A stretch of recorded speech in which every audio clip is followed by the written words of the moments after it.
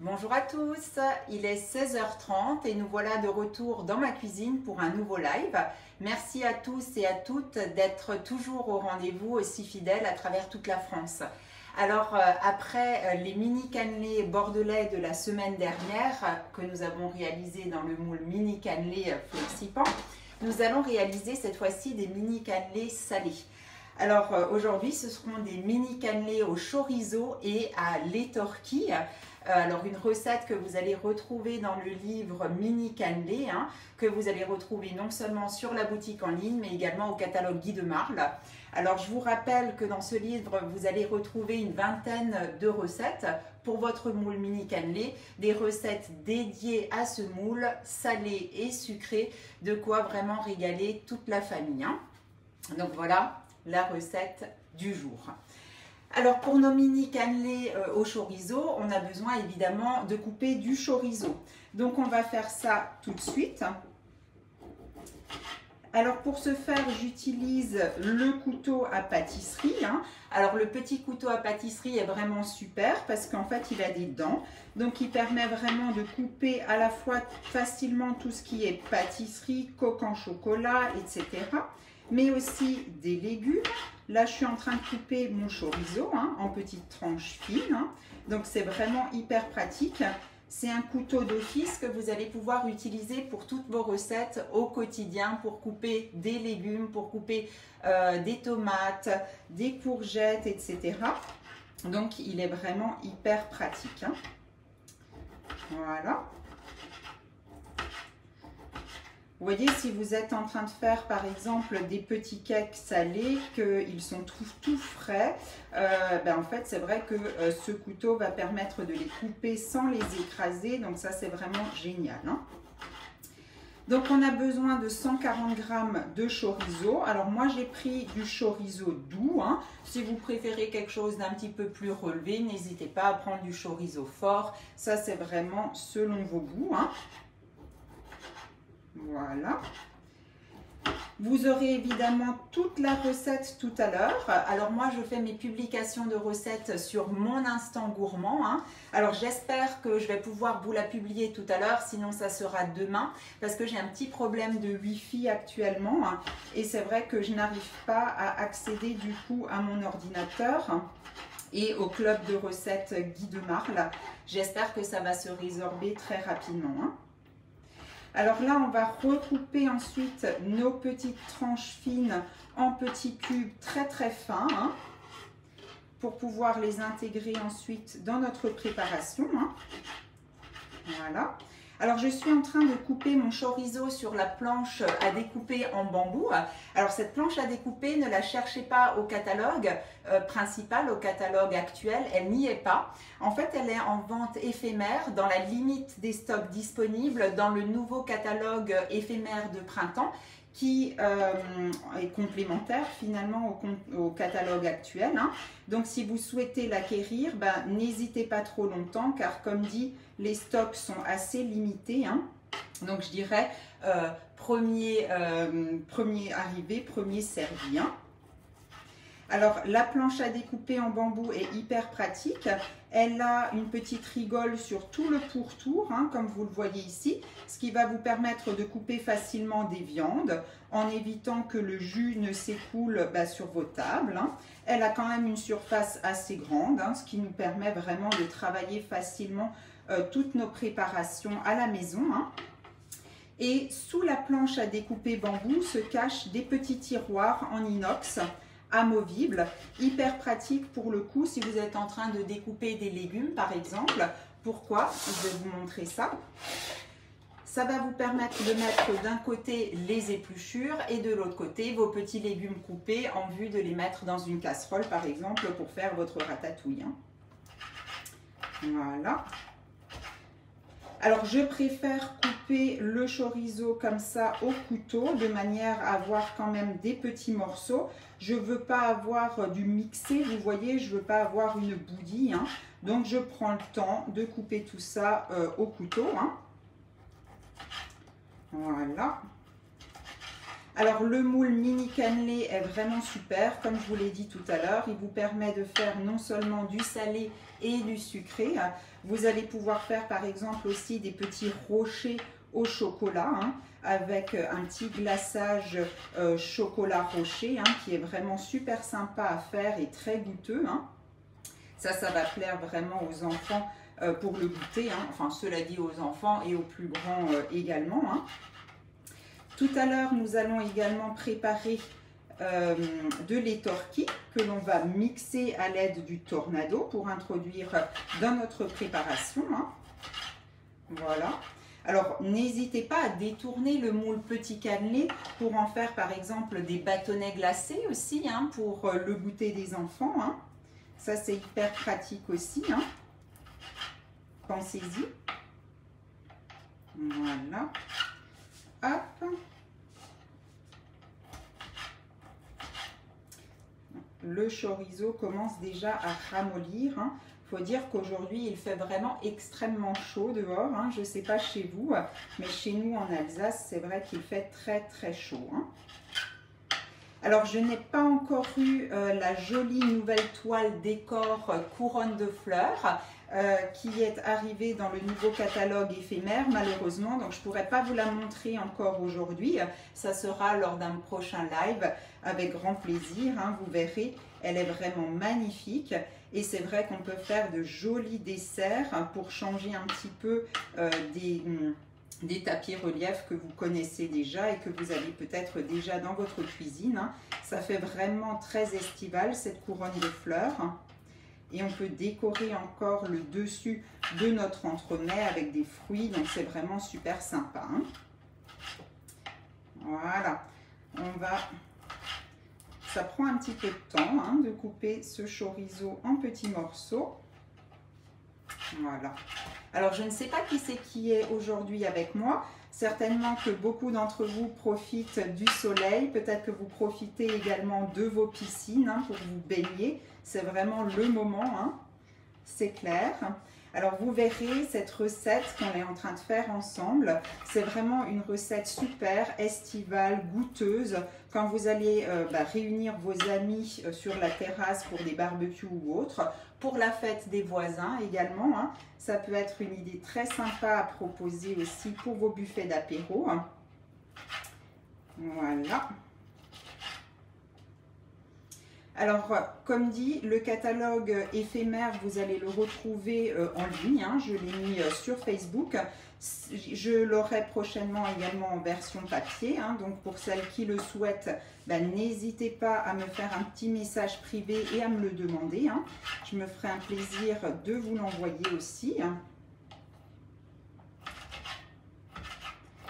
Voilà. Et dans ce catalogue, vous allez retrouver une très belle recette de notre chef Laurent, hein, avec la nouvelle toile décor, le nouveau disque décor fleurs. Vous verrez, c'est vraiment une recette excellente. Alors c'est vrai que l'avantage d'être conseillère Guy de Marle, c'est de pouvoir assister à des lives de nos chefs, hein, donc des recettes en live, donc ça c'est vraiment super. Chaque mois, Guy de Marle nous propose ce genre de petites choses, donc c'est le petit plus aussi pour apprendre plein de nouvelles choses, plein d'astuces également. Hein. Donc n'hésitez pas, si vous souhaitez en savoir plus sur le métier de conseillère, écoutez, n'hésitez pas à me contacter, à m'envoyer un petit message. On se fixera un rendez-vous téléphonique ou pourquoi pas même un petit café, hein, ensemble. Et je pourrai ainsi répondre à toutes vos questions, hein, par rapport à mon beau métier que j'exerce maintenant depuis près de 14 ans. Voilà, nos petits morceaux de chorizo sont maintenant coupés. On va les faire glisser facilement avec le racloir dans notre petit tiroir. Voilà, ça c'est prêt. On va le poser de côté et on va se faire un petit peu de place pour poursuivre la recette. Alors, je vais juste me laver les mains et je vous rejoins. Voilà. Alors, pour la suite de la recette, toujours notre cul de poule évidemment, hein, et nos ingrédients. Alors aujourd'hui, on va avoir besoin de... Oh, j'ai encore du savon sur les mains. Voilà, donc des œufs, de la farine. Alors ma farine, j'ai pris soin de la tamiser tout à l'heure. J'y ai également mis déjà de la levure chimique, l'équivalent d'une cuillère à café, hein, tout simplement.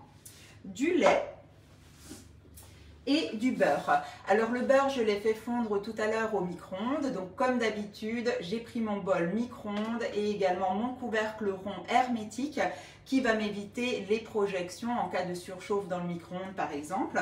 Alors pourquoi hermétique? Tout simplement parce que vous pouvez le mettre sur quels que soient les récipients que vous utilisez, hein, sur vos récipients en plastique, en inox ou en verre. Vous appuyez légèrement au centre et vous voyez, ça tient tout seul. Donc c'est vraiment hyper pratique, hein. Voilà. Et qu'est-ce qu'on a besoin d'autre? Je crois que j'ai tout, hein.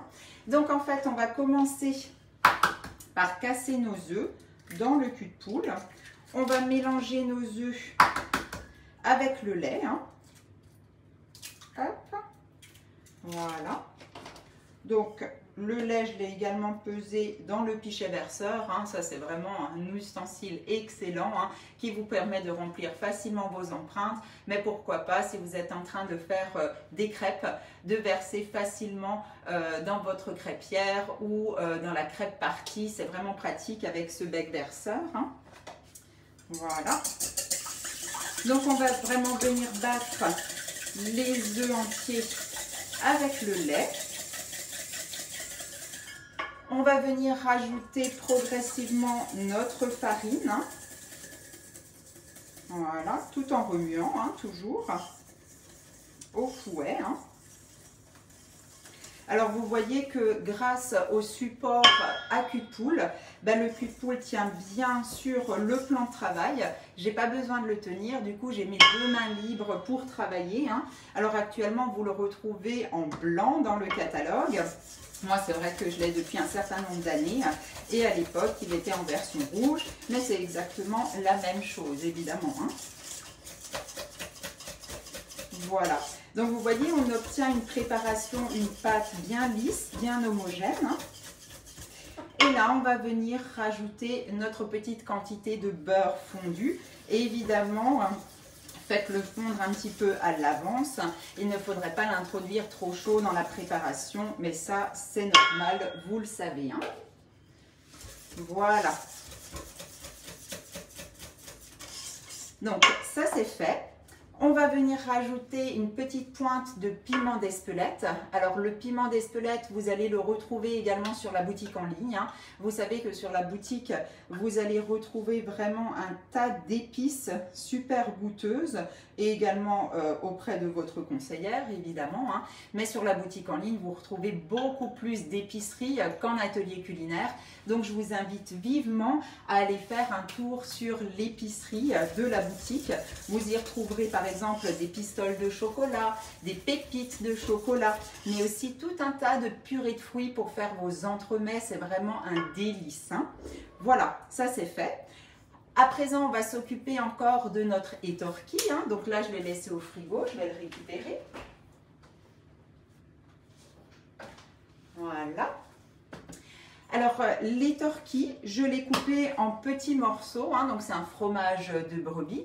Je l'ai coupé en petits morceaux dans le Tornado, donc notre petit mixeur manuel. Alors, je dis toujours petit mixeur, mais en réalité, il est suffisamment grand, hein, puisqu'il fait presque 1 litre, il fait 900 millilitres, ce qui permet de faire vraiment un tas de découpes, que ce soit pour émincer des oignons, des herbes, pour mixer plus ou moins grossièrement ou finement des noisettes ou des amandes. C'est vraiment un accessoire formidable. Hein. Alors, qu'est-ce que j'ai fait avant de mettre mes cubes d'étorquille? Petite astuce du jour, j'ai mis un petit peu, non, je ne sais pas si vous le voyez, j'ai mis un petit peu de fécule de pommes de terre ou de maïzena au fond de mon Tornado pour éviter en fait que notre fromage colle finalement. Hein.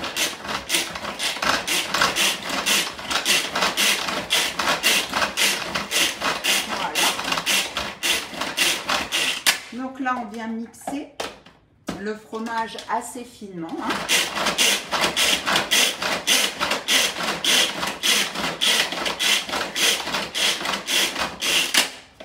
Voilà.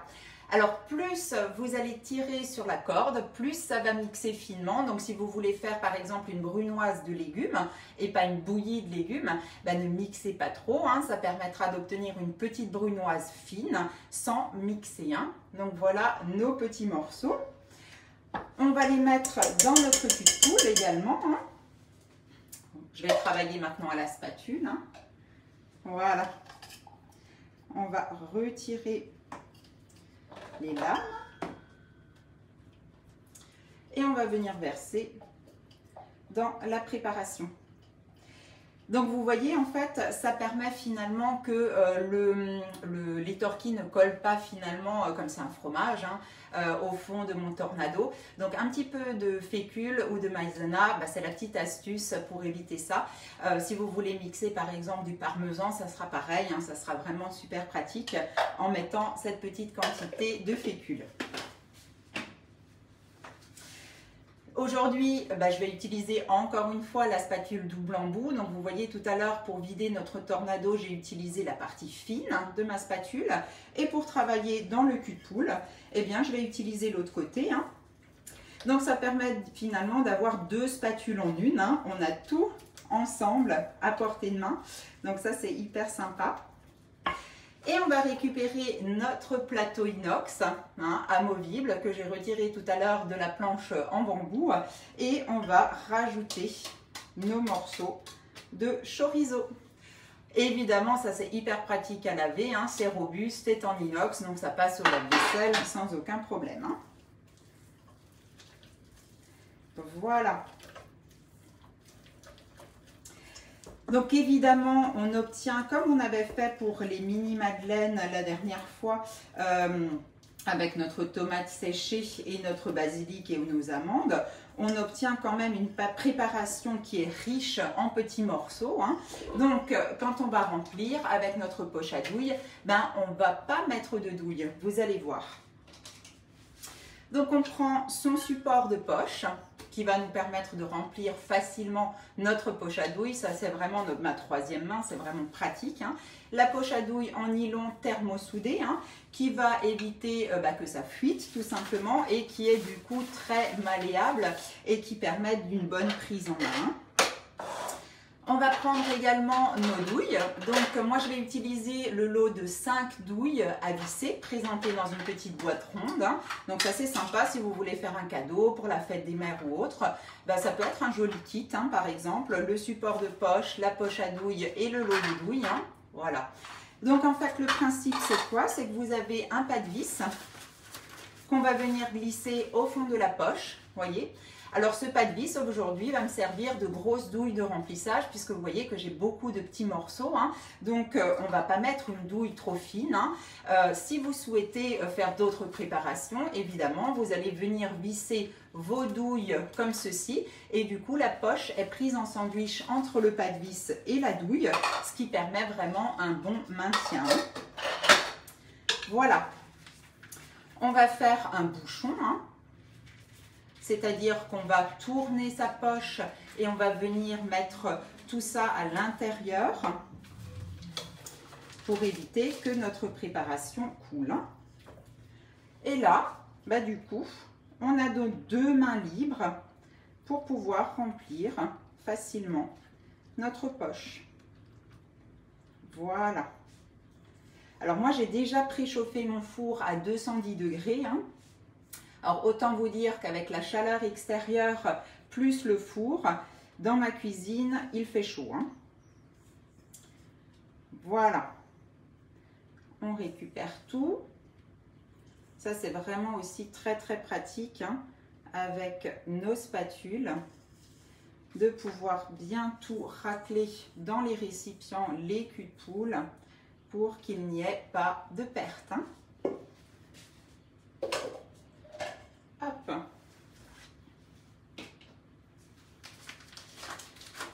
On va prendre notre poche. Là, elle est quand même très remplie. On va faire attention.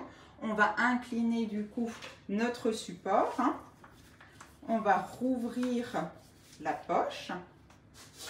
Voilà. Et là, on va prendre nos empreintes qu'on va remplir. donc juste avec le pas de vis du jeu de 5 douilles à visser, hein, comme ceci. Et grâce à ce gros débit, finalement, ça va permettre de laisser couler, s'échapper toute la préparation, même s'il y a des gros morceaux comme le chorizo ou les tortillas qu'on a coupés tout à l'heure, hein.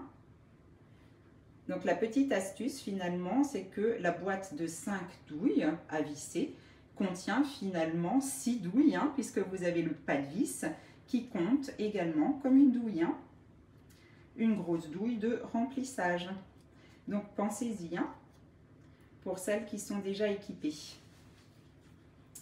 Évidemment, si vous n'êtes pas encore équipé de ces produits et que vous souhaitez vous équiper, vous pouvez aller non seulement sur la boutique en ligne, hein, pour les commander. Vous serez ainsi livré directement chez vous ou dans le point relais de votre choix. Donc ça, c'est hyper pratique et c'est très rapide au niveau de la livraison, hein. N'oubliez pas de bien valider mon nom de conseillère. Comme ça, je serai avertie de votre commande et cela me permettra de vous offrir des recettes supplémentaires en fonction des moules que vous aurez commandés, hein. Alors, grâce à la plaque alu perforée qui est située sous le moule, hein, je ne vous l'ai pas présenté, mais évidemment, on pose toujours notre moule sur la plaque alu perforée, on peut tapoter pour faire descendre toute la préparation au fond des empreintes. Et après, à la fin, n'hésitez pas à venir reposer votre poche à douille sur le plan de travail et à réutiliser le racloir pour vraiment racler toute la préparation jusqu'au bout, hein, pour tout bien récupérer, hein, finalement. Et on va venir compléter avec ce qui reste, voilà, dans la poche. Hop. Alors c'est essentiellement encore de la pâte, hein. C'est vrai que tous les petits morceaux sont déjà dans notre moule. Et à la fin, on va mettre notre pouce à l'intérieur de la douille pour venir récupérer vraiment toute la préparation, hein. On ne laisse rien. Hop. Voilà.